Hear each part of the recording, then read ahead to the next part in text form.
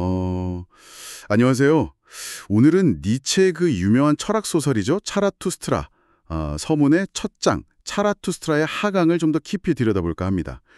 30살의 차라투스트라가 주인공인데요. 10년 동안 산속에서 혼자 지내면서 지혜를 쌓았어요. 그러다가 마침내 이제 인간 세상으로 내려가기로 결심하는 그 순간입니다. 근데 왜 그랬을까요? 그 충만한 고독, 그 지혜를 다 두고 왜 굳이 복잡한 세상으로 내려오려고 했을까요? 니체는 이걸 꿀을 너무 많이 모은 벌 또는 넘치려는 잔에 비유하거든요.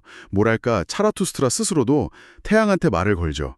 보라, 내 지혜 이제 실증이 났다. 내 지혜를 가져갈 이렇게 내민 손들이 필요하다. 뭐 이런 식으로요. 혹시 청취자 여러분도 뭔가 깨달음이나 좋은 생각이 막 넘쳐서 누군가에게 꼭 말해주고 싶었던 적 있지 않으셨나요?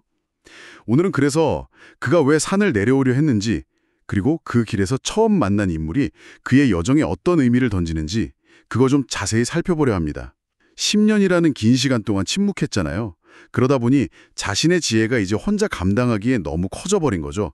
마치 태양이 세상을 비추듯이 자신도 저 아래, 인간 세상이라는 깊은 곳으로 내려가서 자신의 선물을 나눠줘야 한다. 뭐 이렇게 생각한 겁니다. 그렇게 산을 내려오는데 숲에서 예상치 못한 인물을 만나요. 한 늙은 성자입니다. 근데 이게 흥미로운 게 성자가 차라투스트라를 딱 알아보는 거예요. 그러면서도 뭔가 변했다고 말하죠. 춤추는 사람처럼 움직이지 않는가. 뭐 차라투스트라는 아이가 되었고 깨어난 자가 되었다. 이런 식으로요. 그리고 물어요. 왜 굳이 잠자는 자들, 그러니까 인간들한테 가려고 하느냐고요. 위험하다. 심지어 치명적일 수도 있다. 이렇게 경고하죠. 심지어 나는 신을 사랑하지만 인간은 사랑하지 않는다. 이렇게 단호하게 말하거든요. 성자의 조언이 근데 상당히 구체적이에요. 그냥 가지 말라가 아니라 아무것도 주지 마라. 혹시 주려거든 구걸하게 한 다음에 자손이나 베풀어라. 뭐 이런 식으로요. 이게 그냥 인간을 불신하는 걸 넘어서는 조언 같은데요. 왜 이렇게까지 말했을까요? 좀 다른 의미가 있는 걸까요? 네, 아주 중요한 포인트입니다. 그 조언은 성자의 세계관을 그대로 보여주는 거예요. 그는 인간을 뭐랄까 동등한 존재나 지혜를 나눌 대상으로 보지 않는 거죠. 그저 연민이나 도움이 필요한 뭔가 부족한 존재로 여기는 겁니다. 그래서 선물이 아니라 자선을 이야기하는 거고요. 이건 사실 앞으로 차라투스트라가 가져갈 그 선물, 즉 기존의 가치관을 완전히 뒤흔들 수도 있는 그의 사상이 인간들에게 어떻게 받아들여질 수 있을지에 대한 약간 불길한 예고처럼 들리기도 합니다. 성자의 그 고요한 신앙심과 차라투스트라의 굉장히 역동적이면서도 어쩌면 파괴적일 수 있는 철학 사이의 깊은 간극을 보여주는 대목인 거죠. 하지만 차라투스트라는 여기서 물러서지 않죠. 나는 인간을 사랑한다고 딱 답하고 선물을 가져왔다고 분명히 말합니다.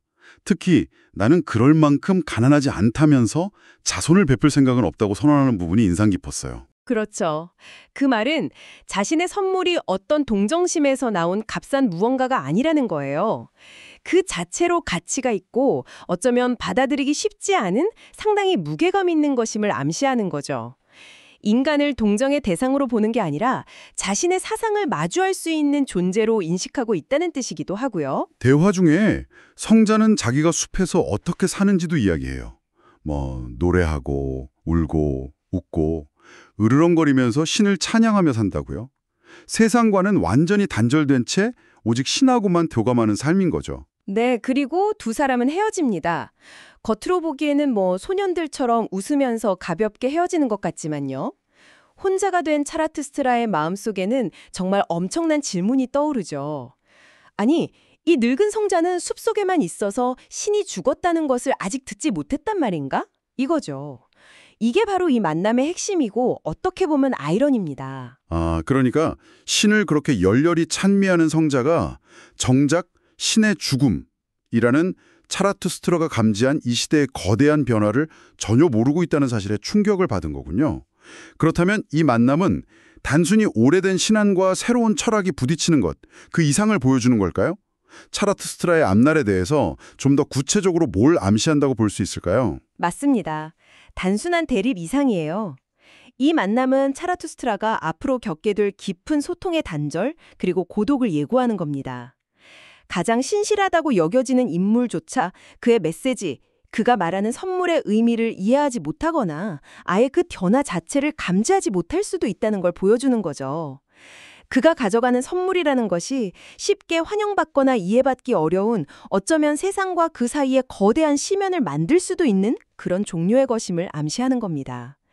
성자의 그 순수한 무지가 오히려 그 간극의 깊이를 역설적으로 보여주는 셈이죠. 네, 정리하자면 차라투스트라는 넘쳐 흐르는 지혜를 나누려고 세상으로 내려왔지만 그 첫 만남에서부터 깊은 단절을 경험하게 되는 거네요.